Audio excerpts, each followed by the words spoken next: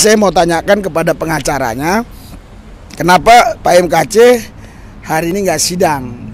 Karena setahu saya hari ini harusnya sidang. Kenapa, Pak? Baik, sesuai peristiwa yang lalu di malam Natal ketika kita sidang nonstop dalam keadaan sakit dengan suhu terdakwa 39,6, namun menurut dokter dari kejaksaan itu sehat dan gulanya 460, lagi-lagi dokternya itu menyatakan sehat dan bisa beraktivitas. Maka setelah dilakukan sidang maraton 2 hari 2 malam nonstop, akhirnya terdakwa pingsan atau tepar ya di hadapan majelis hakim, di hadapan jaksa dan di hadapan penasihat hukum maupun pengunjung. Nah, kemudian setelah itu kita langsung mengajukan lagi permohonan untuk yang kesekian kali supaya dia bisa berobat dan dibantarkan. Namun lagi-lagi karena dokter mengatakan belum ditemukan penyakit, maka yang terhormat Ketua Pengadilan CQ Majelis Hakim hanya mengeluarkan 1 kali 24 jam untuk observasi untuk menemukan sakitnya, karena dokter mengatakan dia sehat-sehat saja. Nah, kemudian setelah lewat 1 kali 24 jam, jaksa mau mengeksekusi lagi, mau masukkan lagi ke dalam rutan. Namun kami menolak dengan keras dengan membuat berita acara penolakan, menolak alasan kemanusiaan dan alasan keselamatan terdakwa, karena waktu itu trombositnya sudah di bawah 50.000 ya, kurang lebih 40.000 waktu itu. Jadi kami tolak dengan tegas. Kemudian saya ajukan lagi surat permohonan kedua untuk pembantaran dan berobat. Nah, dengan catatan tidak apa-apa kalau memang sesuai penjelasan jaksa negara tidak punya uang atau pemerintah belum punya uang, tidak apa-apa, biayanya kami tanggungkan begitu. Akhirnya setelah itu Yang Mulia Majelis Hakim mengeluarkan surat penetapan pertama 1 kali 24 jam, penetapan kedua dengan waktu yang tidak terbatas atau sampai dengan terdakwa benar-benar sembuh. Nah, kemudian terdakwa ini sudah transfusi darah trombosit sebanyak 6 kantong, ternyata masih terus drop trombositnya. Sehingga karena tidak ada perbaikan walaupun sudah transfusi, waktu itu transfusi itu juga memang ide saya awalnya, saya bilang kalau darahnya sudah di bawah 40.000 segera dilakukan transfusi, karena kalau tidak nanti bisa pecah pembuluh darah. Saya bilang itu, kebetulan saya mengerti medis karena saya pengacara daripada dokter-dokter ya sama rumah sakit nih. Jadi saya katakan segera transfusi dan dokternya juga setuju. Kemudian saya minta lagi supaya diobservasi jantungnya semua, kardiografi gitu ya. Kemudian juga supaya di MRI dan di CT scan. Nah, karena beliau ini sejak disiksa atau dikeroyok atau dianiaya pada tanggal 26 Agustus 2021 di Bareskrim Polri belum pernah diobati atau dibantarkan oleh penyidik ke rumah sakit karena alasan kebencian kan begitu ya. Kemudian ternyata setelah diobservasi kemarin ditemukan indikasi ada luka dalam kan begitu ya. Kemudian ada infeksi juga, sehingga makanya sampai heran dokternya kenapa ini sudah ditransfusi tapi trombosit tidak naik dan gula justru melonjak naik di atas 400 lagi kan gitu. Nah, padahal sudah disuntik insulin. Waktu itu kan kita usulkan insulinnya itu malam untuk dipasangi lantus, siang untuk dipasangi Avidra kan begitu ya, karena beda impuls untuk malam dan siang. Jadi waktu itu kami ajukan juga dan dokternya juga akhirnya kooperatif karena kita dilihat memahami struktur pengobatan gitu ya. Kemudian kemarin karena tidak ada perubahan, lalu dinaikkan dia ke HCU atau High Care Unit. Itu semacam, kalau masyarakat biasa dengarnya itu ICU, Intensive Care Unit. Kalau ini High Care Unit. Jadi per hari kemarin sudah masuk ke HCU gitu. Jadi untuk hari ini kami ajukan lagi surat ini dan sudah diterima oleh pengadilan. Kami lampirkan juga tadi semua bukti-bukti medis, karena banyak di luar sana yang mengatakan itu seolah-olah sakit pura-pura dan sebagainya. Jadi kami ajukan semua bukti-bukti yang dikeluarkan oleh rumah sakit berupa resume medis atau ringkasan medis gitu ya, termasuk kwitansi-kwitansinya, hasil pemeriksaan lab, hasil pemeriksaan apa saja. Kami berikan secara transparan. Nah, artinya jaksa juga sudah menguasai itu, kami juga berikan secara transparan kepada Ketua Pengadilan Negeri Ciamis, CQ Majelis Hakim, supaya tidak ada isu-isu yang mengatakan seolah-olah itu acting atau pura-puranya Pak MKC kan begitu ya. Nah, ini benar-benar sungguh-sungguh dia sakit. Jadi kami juga sekaligus menyatakan prihatin kemarin ketika yang bersangkutan jatuh pingsan di hadapan majelis. Masih ada sekelompok orang yang bermaksud mau menganiaya dalam keadaan sudah pingsan gitu. Ini saya benar-benar prihatin. Maka saya beritahu kepada teman-teman kita saudara sebangsa setanah air, kalaupun ada kita perbedaan paham misalnya dengan terdakwa, ada pengadilan, ada mekanisme dan prosedur, tolong dihormati itu. Jangan kita dengan alasan misalnya beragama atau apapun namanya itu, lalu hilang nilai-nilai kemanusiaan kita. Oleh karena itu, saya mohon kepada teman-teman supaya menghargai mekanisme dan prosedur hukum di pengadilan. Karena ini sudah menyangkut hak juga, menyangkut juga hak asasi manusia, dan menyangkut juga keselamatan daripada terdakwa. Begitu kira-kira. Jadi untuk sidang sementara ditunda sampai waktu yang tidak ditentukan. Kenapa tidak bisa ditentukan? Karena kondisi daripada terdakwa MKC sampai saat ini justru masih kritis dalam tanda petik ya. Baik trombositnya masih terus menurun, kemudian gulanya masih terus naik, padahal sudah di insulin gitu ya. Jadi lagi diobservasi dia apa penyebabnya. Kira-kira apa faktor-faktor lain di dalam tubuhnya kenapa hal ini bisa terjadi. Dan dokter mengatakan memang sangat disayangkan karena sejak di kepolisian pada tanggal 25-26 Agustus belum pernah dikontrol gula dalam darahnya. Itu waktu itu sudah warning. Ini gula dalam darahnya tinggi, kalau tidak diobati ini atau tidak dikontrol gulanya ini merusak kepada organ-organ lain, misalnya ginjalnya, jantungnya, kemudian hatinya, paru-parunya, semua itu menyebar. Karena gula itu adalah penyakit yang lebih berbahaya daripada COVID. Walaupun pemerintah lebih takut kepada COVID, tapi saya mengatakan lebih berbahaya penyakit gula daripada penyakit lainnya. Karena lebih banyak orang meninggal karena sakit gula ketimbang karena COVID gitu. Jadi maka saya katakan kepada penyidik waktu itu maupun kepada jaksa, tolong ini gula dalam darahnya harus terkontrol. Minimal harus diberikan obat-obatan. Tetapi waktu itu beberapa kali kita kasih obat ditolak terus karena kita dianggap bukan petugas medis. Kita bawa dokter pun, dokter kita pun ditolak. Karena kenapa? Ada penyidik yang membaca undang-undang setuju sesuai pasal 58 KUHP. Ada penyidik Akpol yang tidak membaca undang-undang, dia berdasarkan perintah pimpinan. Karena perintah pimpinan tidak ada untuk berobat, maka ditolak dokter yang kita bawa, namanya Dokter Purwanto. Nah, kurang lebih begitu penjelasan saya. Kalau boleh saya tahu Pak, ini kan banyak pemirsa ini yang nonton ini, yang melihat kita bicara ini, nggak begitu tahu tentang yuridis, tentang hukum. Beliau kan sudah ditahan kurang lebih mungkin udah 4 bulan lah ya. 5 bulan. 5 bulan. Dari bulan Agustus. Sekarang beliau di rumah sakit. Dibantarkan. Jadi kalau nanti misalnya 2 minggu baru bisa dihadirkan ke persidangan, apalagi sebulan, apakah itu yang dijalani dia di rumah sakit dihitung, Pak? Tidak dihitung. Jadi kalau dibantarkan itu dianggap dia manusia bebas. Tidak dihitung itu sebagai masa penahanan. Jadi sebenarnya kekhawatiran jaksa tentang kehabisan masa penahanan itu tidak masuk akal. Kalau dia baca undang-undang khususnya KUHP ya, setiap orang yang dibantarkan itu tidak dihitung masa penahanan. Walaupun dia di rumah sakit dikawal oleh aparatur supaya misalnya tidak melarikan diri dan sebagainya gitu. Tapi itu tidak dihitung.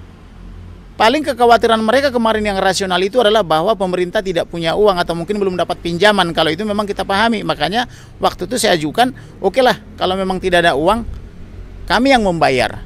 Karena kami adalah manusia yang berpancasila, di mana sila-sila dalam Pancasila itu bukan cuma saja ketuhanan saja, tapi sila kedua juga kemanusiaan yang adil dan beradab.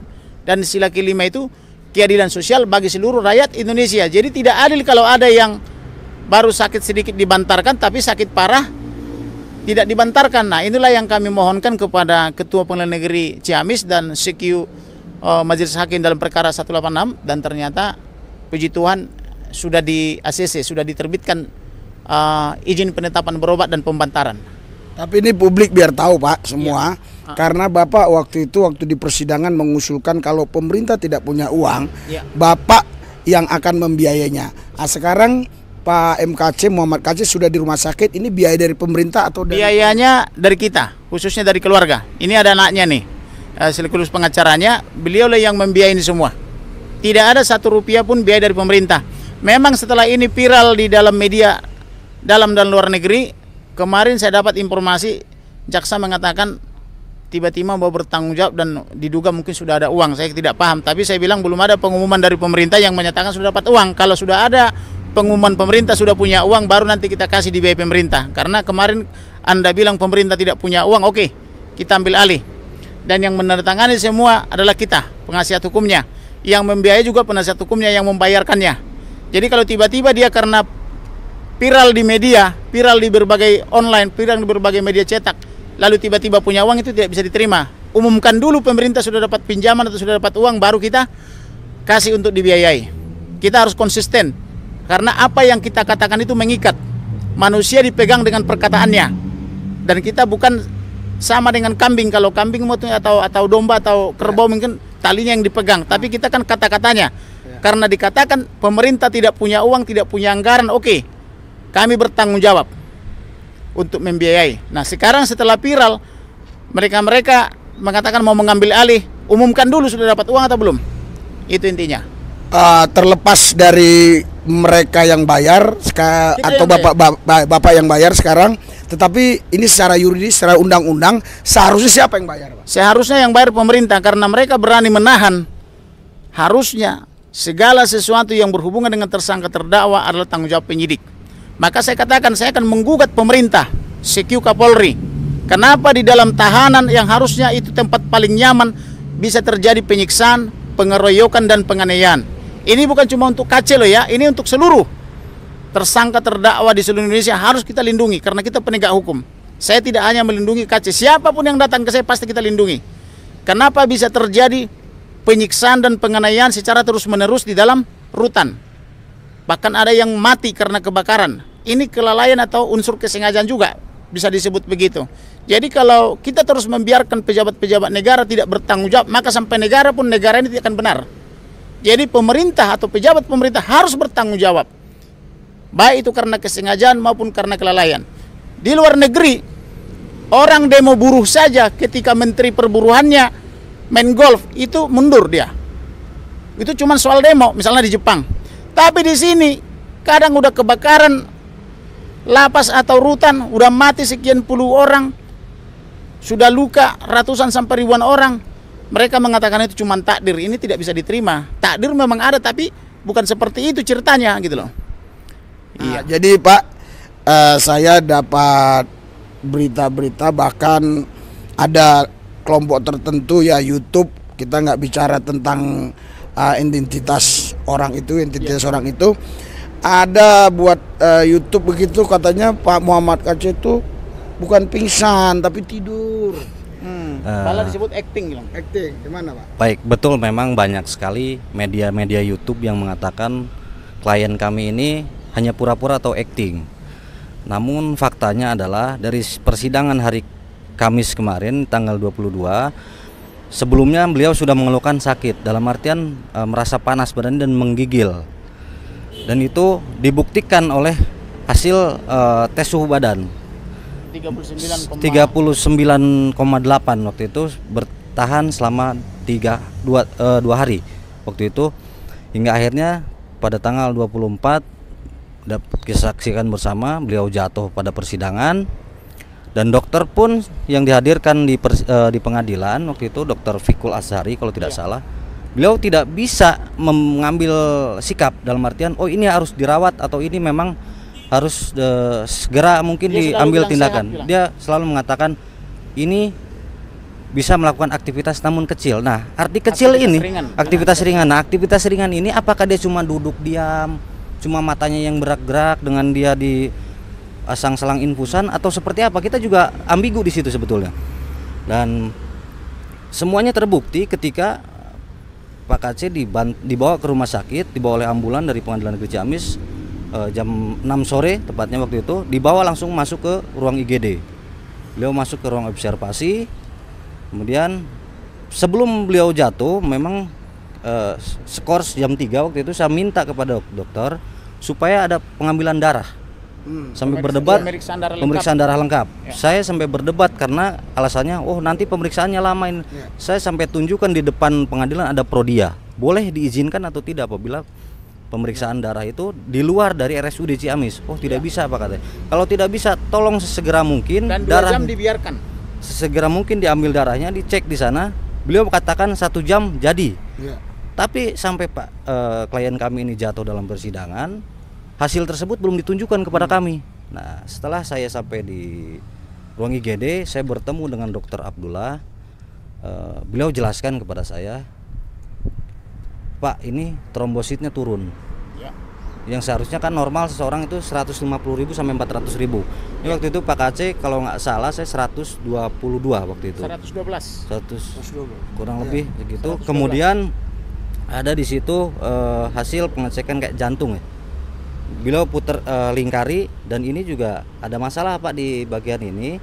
Entah ini bekas luka 1 atau 2 bulan ke belakang katanya, atau 3 bulan ke belakang, atau memang ada hal-hal lain katanya. Beliau jelaskan seperti itu.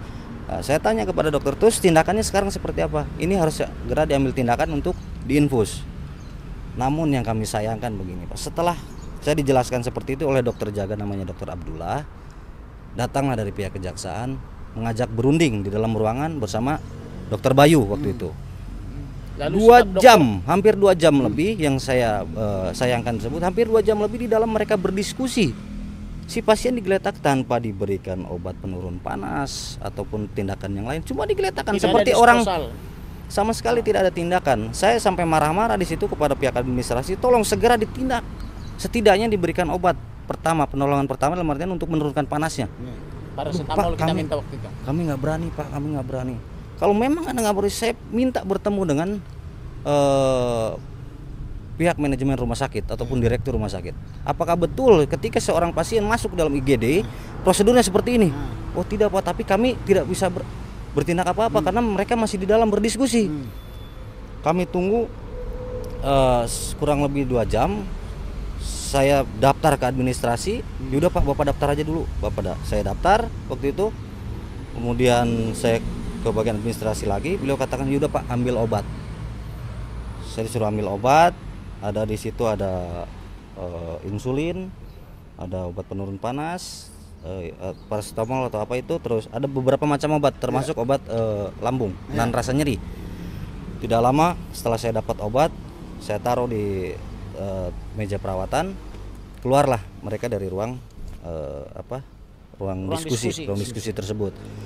Dan diskusi itu tidak melibatkan kita. Kemudian sama sekali kita tidak dilibatkan. Kemudian datanglah kepada saya Dokter Abdullah tersebut, Pak, ada Dokter Bayu ingin menyampaikan sesuatu hal terkait permasalahan ini. Baik, saya dengarkan di situ. Saya bilang begini, si dokter bilang begini, Pak, ini karena masih ada yang harus diselesaikan di pengadilan, ini bisa ditangguhkan dulu. Ditangguhkan seperti apa? Tadi dokter mengatakan kepada saya bahwa ini harus segera dilakukan. Oh iya Pak, tapi karena ini ada kepentingan begini harus diselesaikan, nanti kembali. Saya tanya begini kepada dokter, apa bedanya pasien sekarang diinfus dengan nanti setelah selesai perkara? Jangan rumah sakit ini terkontaminasi ataupun merasa diintervensi oleh pihak manapun, karena Undang-Undang 36 tahun 2009 tentang kesehatan itu kewajiban pasien adalah menerima pengobatan tanpa diskriminatif dari pihak manapun. Jadi saya mohon dengan segala hormat kepada Dokter Abdullah supaya segera ditindak. Namun debat dan sesuai Konvensi Jenewa, rumah sakit itu harusnya independen, dokter juga independen, tidak boleh diserang, tidak boleh diserang atau diintervensi oleh siapapun. Itu dijamin secara internasional. Sampai saya bicara seperti ini, Pak Dokter tadi jelaskan kepada saya ini harus segera. Tapi ketika Bapak setelah berdiskusi dengan pihak dari kejaksaan dan dari pihak saya tidak tahu pihak dari mana lagi, dokter berubah pikiran sekarang. Kalau memang dokter sanggup menyatakan ini sehat, tidak akan terjadi apa-apa sesuai permintaan dokter. Bikin tertulis. Saya minta tertulis, dan itu pun istri dari klien kami memohon seperti itu. Silakan buat pernyataan, silakan bawa. Saya seorang pengacara, saya juga diangkat sumpah sesuai jabatan saya. Dokter juga memiliki sumpah. Tapi akan kami uji ini di Majelis Kehormatan Etik Kedokteran (MKEK). Saya langsung katakan, saya kembalikan kepada dokter yang memiliki diskresi, dokter yang memiliki nurani. Kalau memang prosedurnya seperti ini hanya karena tekanan, silakan. Saya kembalikan. Namun apabila terjadi apa-apa, kami pihak keluarga tidak ataupun dari pihak pengacara tidak bertanggung jawab. Itu semua ada di ranah dokteran. Ya. Akhirnya Dokter Abdullah itu memberikan obat lagi, paracetamol. Selang mungkin 15 menit saya dipanggil kembali dengan dengan pihak istri klien kami. Pak, ini harus segera ditindak. Kami sudah coba berikan obat tapi panasnya tetap tidak turun. Akhirnya Pukul 9.40 kalau nggak salah beliau dipasang infus waktu itu, dan dokter menyatakan ini harus rawat inap. Akhirnya kita dapat kamar itu di pavilion Hasan Sobari waktu itu. Akhirnya beliau dirawat, dan malam itu juga langsung kita ajukan surat permohonan berobat dan pembenaran. Nah, itulah makanya keluar penetapan 1 kali 24 jam karena dokter selalu bilang sehat. Waktu itu memang dipanggil dokternya sama ketua majelis hakim dan ditanyakan di hadapan jaksa dan penasihat hukum maupun pengunjung. Ini sudah ditemukan penyakitnya belum? Dokternya bilang belum ditemukan sakitnya. Dalam tanda petik masih sehat atau masih observasi. Sehingga karena tidak ditemukan penyakitnya oleh dokter atau masih belum bisa ditegakkan diagnosanya, maka majelis hakim hanya memberi penetapan 1 kali 24 jam. Jadi penetapan 1 kali 24 jam ini akibat ulah dokter yang menyatakan selalu sehat-sehat. Di mana-mana anak kecil macam anak saya kelas 6 SD sudah tahu bahwa 39,8 itu adalah suhu badan orang sakit, bukan orang sehat. Karena anak-anak saya masuk mall aja 37 lebih udah nggak boleh. Sedangkan masuk ke mall lewat 37 sudah dilarang oleh Satpam, walaupun Satpam nggak mengerti kesehatan, tapi karena Satpam dididik kalau suhunya di atas 37 tolak. Lah kenapa dokter mengatakan 39,8 sehat? Nah ini dokter kuliahnya di mana? Saya seperti saya katakan kemarin di hadapan majelis hakim, saya punya klien ratusan sampai ribuan tenaga kesehatan, dokter-dokter sampai dokter umum sampai yang bergelar profesor doktor. Saya bagian legalnya. Saya tidak mengerti di mana orang ini kuliah kedokterannya bisa mengatakan 39,8 tadi ya, dikatakan sehat. Padahal Satpam mall aja atau Satpam kantor begitu lewat 37 ditolak. Alasan kesehatan. Jadi mudah-mudahan ini dokter karena diintervensi dia mengatakan 39,8 adalah sehat. Seharusnya karena anak-anak saya yang masih kecil-kecil, ya si SD yang paling kecil, karena saya ajari mereka ilmu kesehatan modern, bahkan saya beli bukunya supaya mereka juga bisa mengerti tentang kesehatan, bahkan saya arahkan mereka supaya menjadi kuliah kedokteran nanti. Mereka sudah mengerti begitu suhunya naik, itu kan di rumah kita siapkan itu alat digital. Mak, suhu saya naik. Anak kecilnya sudah mengerti. Seharusnya dokter lebih mengerti. Suhu 39,8 dikatakan sehat. Ini kita pertanyakan. Makanya kemarin saya katakan, sepanjang you bertanggung jawab dengan profesimu memang tidak boleh diintervensi. Tapi kita uji di MKEK, kita uji di Ikatan Dokter Indonesia. Siap-siap saja. Saya bilang begitu di hadapan hakim. Lalu jaksanya marah karena saya dianggap mengancam. Saya tidak mengancam. Pertanggungjawabkan masing-masing profesinya secara profesional. Itu yang saya bilang, bukan mengancam. Mengapa you bilang 39,8 sehat? Ilmu dari mana kan gitu? Kan ada dewan kehormatan masing-masing, macam advokat ada dewan kehormatannya.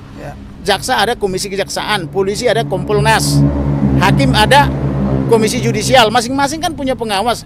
KPK ada dewan pengawas. Jadi masing-masing harus mempertanggungjawabkan perkataannya. Kemarin dikatakan tidak ada uang pemerintah. Oke, kita ambil alih. Tapi setelah viral tiba-tiba ada uang pemerintah. Ini kan tidak masuk akal ini. Maka kami tidak mau. Pemerintah umumkan dulu sudah dapat duit pinjaman atau sudah dapat uang. Uang dari mana? Baru boleh. Ini perlu Bapak tegaskan supaya jangan ada nanti digoreng-goreng. Ya. Sekarang posisinya ini masih keluarga yang menanggung. Masih keluarga, masih ya. Keluarga. Ya. Karena pemerintah tidak mau mengumumkan. Karena pemerintah belum mengumumkan sudah dapat uang atau belum. Jadi sekarang sampai dengan detik ini yang membiayai ini adalah keluarga. Jadi sudah ada uang yang masuk ke rumah sakit. Sudah. Dari keluarga. Ada kwitansinya, udah kami ajukan tadi. Ini suratnya nih. Udah kami ajukan semua resum medisnya atau ringkasan medis. Kalau rekam medis kan itu hak daripada rumah sakit kecuali diminta oleh penyidik ya. Kemudian kami lampirkan semua pemeriksaan awal sampai dengan per hari ini. Supaya semua publik mengetahui. Transparan karena kita kan ada transparansi toh. Gitu. Yang tanda tangan nih Febri Mansur itu. Dan istrinya juga. Iya. Dan istri Pak KC ya. Jadi trombosit terakhir berapa, Pak? Trombosit kemarin sempat sudah naik ke 65. 62. Naik 65 Pak pertama. 65 kemudian turun lagi ke 62. Turun. Untuk per hari ini kami belum tahu hasil lab atau naik atau turun karena per hari inilah 1 hari beliau masuk ke HCU. HCU ini adalah unit di bawah ICU. Jadi penjelasannya begini, waktu di bawah 40.000 dia apa namanya ditransfusi dia 6 kantong. 4 kantong. Bukan urusan 6. Pertama waktu beliau pertama 2 kantong. Di angka 57.000, beliau ditransfusi 2 kantong. 2 kantong. Itu saya sendiri dengan rekan dari kejaksaan datang ke Kabupaten Ciamis. Enggak, totalnya udah berapa? Untuk saat ini udah 6 kantong. Udah 6 kantong kan, jadi artinya sudah ditransfusi 6 kantong. Jadi sempat naik, kemudian turun lagi. Jadi yang sekarang biaya termasuk darah 6 kantong semua itu dibiayain keluarga. Karena untuk pembayaran biaya darah katanya nanti setelah keluar. Namun pihak keluarga sudah melakukan deposit kepada pihak rumah sakit dengan catatan bahwa jangan sampai alasan oh ini tidak ada obat, ini tidak, karena deposit itu masih sudah dititipkan ya, uang. sudah dititipkan uang. Ya. Dan untuk biaya apotek segala macam ada semua kwitansinya, itu yang membayar dari pihak keluarga. Pihak keluarga. Dan yang menyatakan bahwa negara bertanggung jawab itu per kemarin mengatakan seperti itu. Kami juga tidak tahu, tiba-tiba mau mengambil alih, dan ada waktu itu surat persetujuan untuk dialihkan ke HCU. Kami dari pihak keluarga ataupun dari penasihat hukum belum mendapat penjelasan dari dokter spesialis atau dokter spesialis dalam, dokter internis waktu itu, yang menjelaskan justru pihak kejaksaan, oh karena ini harus tindakan. Saya katakan begini kepada Pak Kasih waktu itu, Pak mohon izin, bukan kompetensi Bapak untuk menjelaskan hal-hal medis kepada kami. Yang mengerti saya itu dokter. Yang mengerti adalah dokter yang menangani. Kami hanya ingin mendengarkan sesuai dengan pemaparan dari dokter spesialis. Puji Tuhan memang dokternya kemarin pukul 12 menjelaskan kepada kami bahwa satu, gula dari Pak KC ini terus naik dan trombositnya turun kembali. 425 bilang. Karena beliau dulu katanya ada histori pernah terkena DB. Terkena DB, sekarang terkena DB lagi. Oh ini DB. Sekarang ada indikasi DB. DB dulu kena DB, sekarang katanya kena DB lagi. Inilah yang mengakibatkan gulanya itu terus melonjak. Yang ditakutkan apabila gula terus-terusan naik adalah pecah pembuluh darah. Itu dan ada indikasi luka organ ginjal karena gula yang tidak terawat selama 5 bulan. Dan pihak dokter spesialis mengatakan ini adalah hasil ataupun akibat dari tidak dikontrol selama 2-3 bulan terakhir. Tidak diobati secara maksimal katanya. Ini dampaknya ada merembet ke ginjal, katanya nggak tahu ginjal itu lemah atau nggak berfungsi, saya juga nggak tahu. Namun di HCU ini beliau diperiksa secara intensif dan diperiksa cek darah itu lebih kurang 2 jam sekali untuk saat ini. Jadi, maka kemarin kami minta kemarin gula sebelum puasa, gula puasa sama gula 3 bulanan supaya kami mengetahui berapa rata-rata gula per 3 bulan gitu. Lanjutkan. Makanya untuk saat ini klien kami sendiri sudah tidak bisa menggunakan obat oral yang biasanya digunakan itu metformin. Obat tersebut dulu waktu di Bareskrim waktu tahap penyidikan kami sering menyampaikan atau menitipkan kepada pihak penyidik. Terlepas itu diminta atau tidak kami tidak tahu. Dan juga waktu di Bareskrim Polri kami juga dari PH dan dari pihak keluarga menitipkan alat kontrol untuk pengecekan gula darah.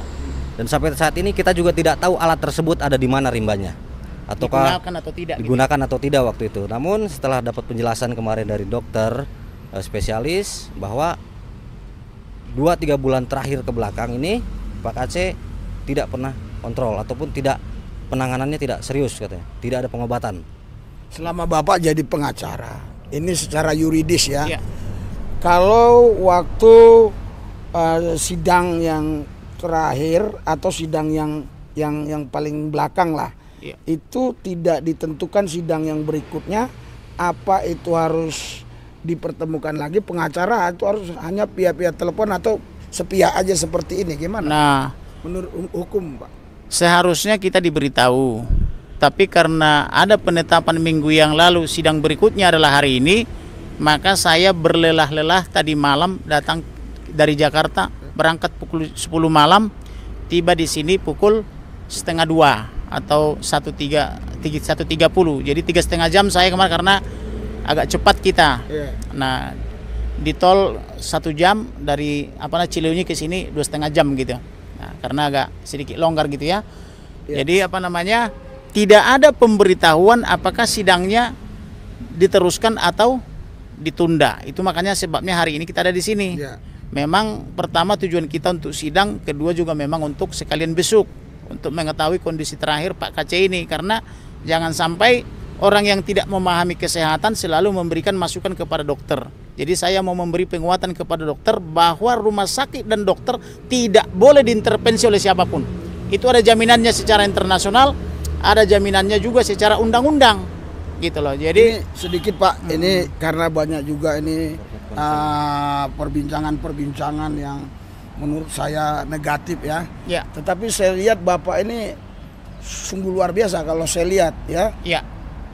Saya itu Ciamis Jakarta itu bisa 7 jam biasanya.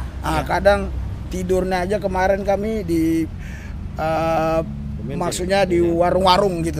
Untuk menghemat hotel maksudnya supaya pagi nyampe ya kan. Jadi hotel yang pagi ini itu udah dihitung besok gitu loh. Tapi kalau saya nyampenya Selasa itu kan harus dibayar udah 1 hari ini. Jadi hari ini untuk besok. Bapak ini kan terus menerus bolak-balik begini bolak-balik. Itu gimana Pak? Yang saya tahu kan itu istilah aja Prabono Pak. Bagaimana jadi gimana? Memang ini perkara kita banyak mengeluarkan biaya. Walaupun asas hukum pidana atau prinsip-prinsip hukum pidana mengatakan sederhana, cepat, biaya ringan. Tetapi ini adalah tidak sederhana, tidak cepat, tidak ringan, artinya biayanya sangat besar. Jadi secara logika ini memang ini tidak sesuai lagi dengan asas hukum. Biayanya sangat besar. Datang ke sini sekali berangkat itu Pak, untuk mobil saya aja Pertamina Dex pulang pergi itu sudah 1,5 juta. Tol kurang lebih 300 sampai 500 ribu. Belum misalnya uang penginapan, uang makan dan seterusnya. Belum uang laundry karena 3 hari di sini. Jadi ini tidak sederhana, tetapi itulah tujuan kita memperbaiki negara ini.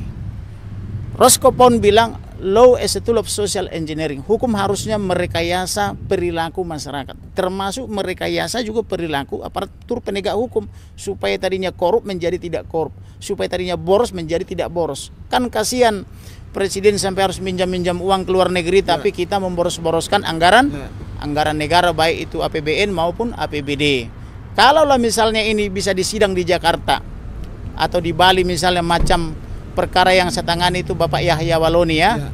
Malah saya waktu itu bilang kepada Yahya Waloni, you klarifikasi 7 syarat. Saya cabut laporannya, saya pulangkan ke anak istrimu karena kau lebih berguna bersama anak istrimu daripada di rutan. Itu saya titipkan ke penyidik. Tapi dia tidak melaksanakan 7 hal, tapi dia memberhentikan pengacaranya dan menyatakan minta maaf. Itu pun kita maafkan secara terbatas ya, kecuali urusan Roh Kudus itu urusan pribadi. Jadi maksud saya, kita ini sebetulnya tidak senang orang dibelenggu. Soal perbedaan paham misalnya ya, MKC memahaminya karena ada dasarnya pemahaman dia itu misalnya sesuai surat-surat yang dibacakan kemarin. Ternyata para saksi juga tidak pernah membaca surat itu, kan begitu. Jadi artinya jangan perbedaan paham harus berujung ke kepolisian, kejaksaan, ke pengadilan, karena ada istilah namanya atau prinsip-prinsip hukum ultimum remedium. Ultimum remedium upaya hukum pidana itu harus yang terakhir, harus didahulukan dialog. Karena sesuai azas Pancasila, kalau benar kita negara Pancasila, ada situ musyawarah, sila keempat, kerakyatan yang dipimpin oleh hikmat kebijaksanaan dalam permusyawaratan. Toh di dalam gereja saja misalnya banyak kok perbedaan. Buktinya saya dapat informasi dari pemerintah ada kurang lebih 330 sampai 360 sekte. Itu kan karena perbedaan. Kalau setiap perbedaan berujung ke kantor polisi, apa jadinya negara ini? Demikian juga di saudara-saudara kita umat muslim. Kemarin kebetulan banyak teman-teman dari Yaman datang ke kantor mengucapkan selamat Natal kepada saya dan berdiskusi. Itu bukan orang Indonesia, dari Arab sana. Dia bilang kami juga ada perbedaan bos katanya. Kami ada kalau kurang lebih 72 atau 73 dia bilang perbedaan. Jadi perbedaan tidak harus selalu diselesaikan melalui hukum, melalui pengadilan, tapi ada namanya misalnya tabayun. Kalau istilah hukumnya itu diundang atau disomasi supaya dapat penjelasan yang cukup, kemudian didialogkan, misalnya dialog antara MUI dengan PGI misalnya, atau dialog antara pemerintah dengan masyarakat misalnya. Jadi tidak harus selalu melalui mekanisme hukum karena boros juga. Kemudian ada lagi namanya apa namanya itu istilahnya, walaupun sudah sampai di tangani penyidik, ada istilahnya itu restoratif justice atau RJ gitu. RJ itu restoratif justice itu bisa menyelesaikan juga permasalahan hukum. Terbukti kemarin ada tersangka terdakwa pemimpin KPK di restoratif justice juga kan gitu, dan sudah banyak. Jadi tidak melulu harus memboros-boroskan uang negara dari Jakarta datang ke Ciamis. Ini kan biaya yang besar. Ya. Padahal kalau biaya itu kita investasikan ke Ciamis, sudah bisa kita beli 1 atau 2 rumah di Ciamis. Saya sudah punya rumah misalnya di Ciamis kan begitu. Nah, jadi tapi nggak apa-apa lah. Jadi inilah perlu dipahami oleh para penegak hukum. Menegakkan hukum itu harus profesional, tidak boleh emosional. Contoh ini ya, andaikanlah penyidik dari dulu mendengar saya dari bulan September ya, bos bawa ini ke rumah sakit, bantarkan, diobati. Tapi kan mereka tidak mau. Hati-hati, ini ada gulanya. Informasi keluarga ini ada gulanya. Saya nggak tahu berapa. Tolong diukur. Tidak mau juga mereka.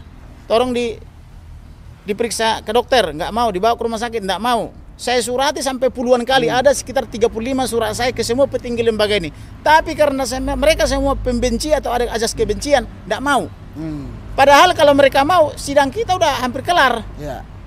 Karena tidak terbentur dengan sakit-sakit.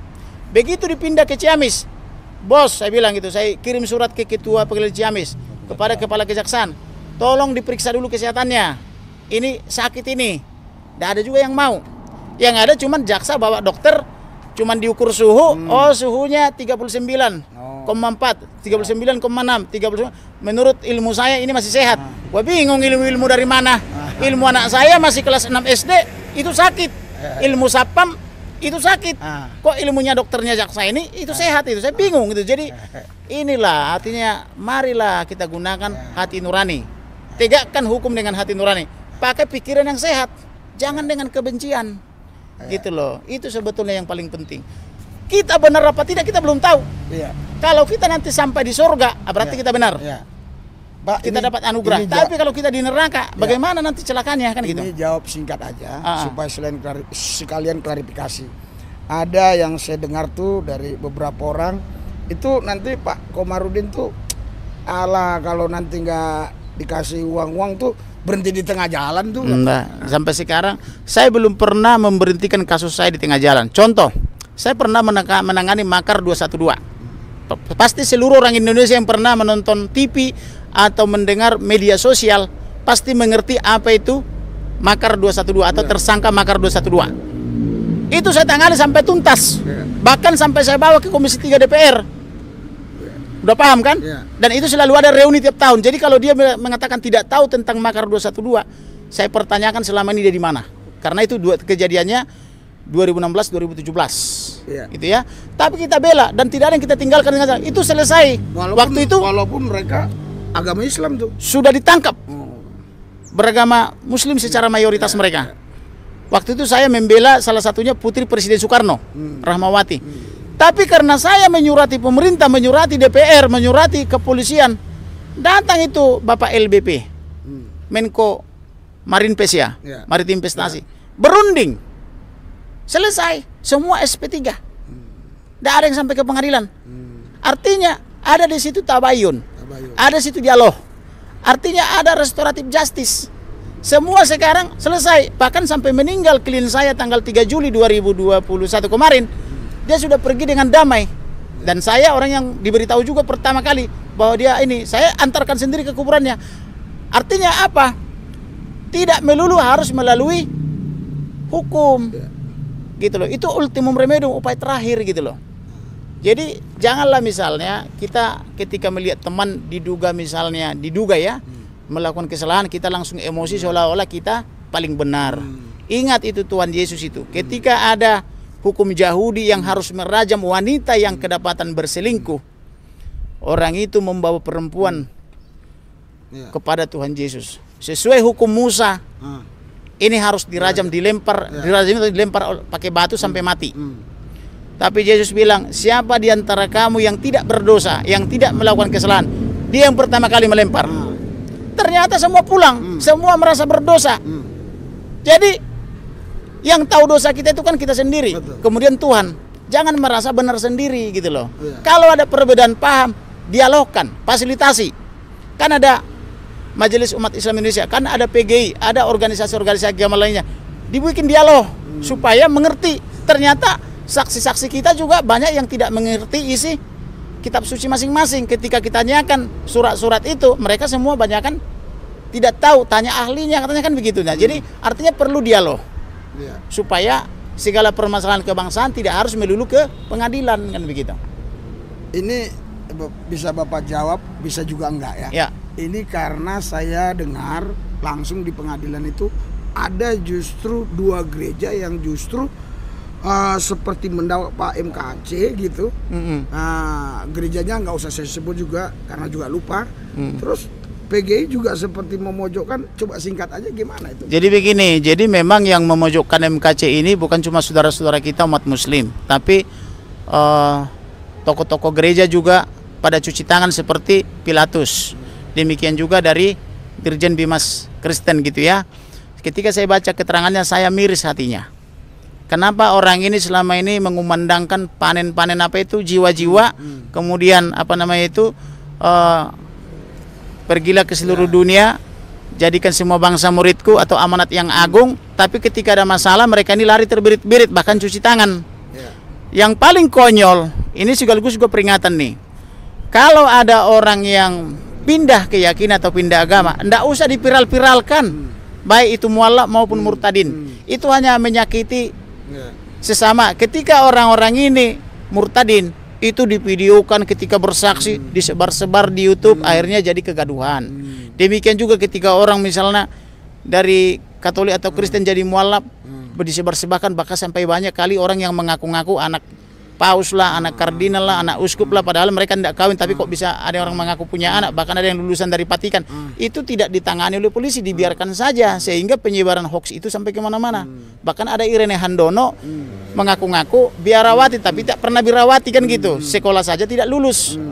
Nah, demikian juga Nandar mengatakan Yesus anak haram, padahal kitab saudara-saudara kita umat Muslim mengatakan Isa itu kalau itu benar Yesus itu tersuci di dunia dan di akhirat, terkemuka di dunia dan di akhirat. Nah, ini yang perlu ditertibkan sebetulnya, dibuat dialog dan di warning juga, karena sesuai Undang-Undang PNPS tahun 65, orang-orang yang diduga menista seperti ini atau diduga harus di warning dulu, jangan langsung dipidana. Misalnya Menandar nih di warning, Abdul Somad misalnya yang mengatakan di salib itu ada jin kafir, di warning. Karena juga di dalam kitab saudara-saudara kita juga ada lakum dinukum waladin, artinya agamamu, artinya tidak perlu dipersoalkan. Oke lah, you bilang misalnya istrimu siapa paling cantik, syukuri.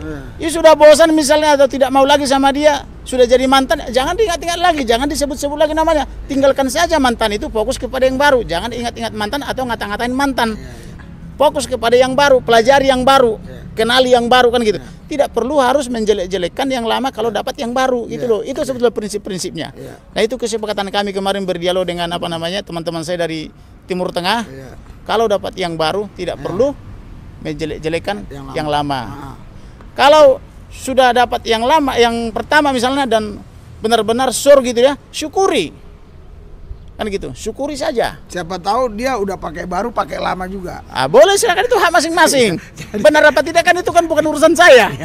Urusan yang di atas. Jadi Bu, supaya jangan tegang ya, saya lihat itu waktu Pak MKC itu pingsan, ya. Pak MKC sini, Pak Kamarudin, baru Ibu, baru di sini si Martin sama Pak Febri. Febri dulu baru Martin. Febri Martin. Intinya Ibu lebih dekat dari Pak KC dibandingkan Febri dan Martin. Duduknya maksudnya. Iya, duduknya.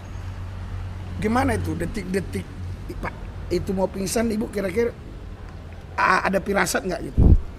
Maksudnya tanda-tanda dia udah loyo-loyo gimana? Ya pada saat itu sih saya udah minta kan kepada majelis hakim untuk menunda persidangan, tapi tidak diberikan gitu.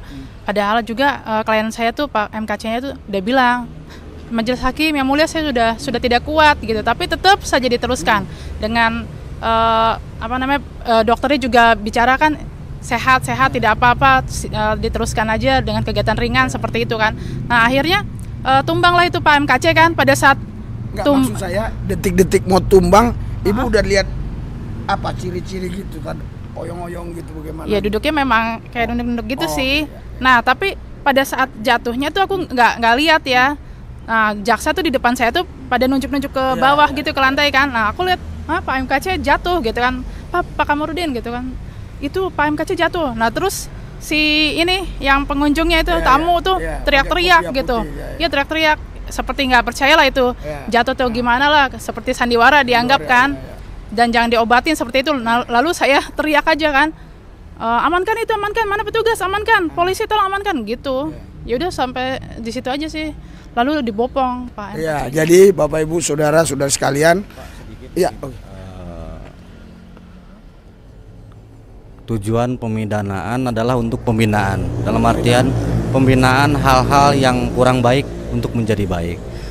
Nah, kami menyoroti dalam penegakannya, kami sangat berharap supaya profesional dan betul kata abang saya tadi, harus menggunakan hati nurani.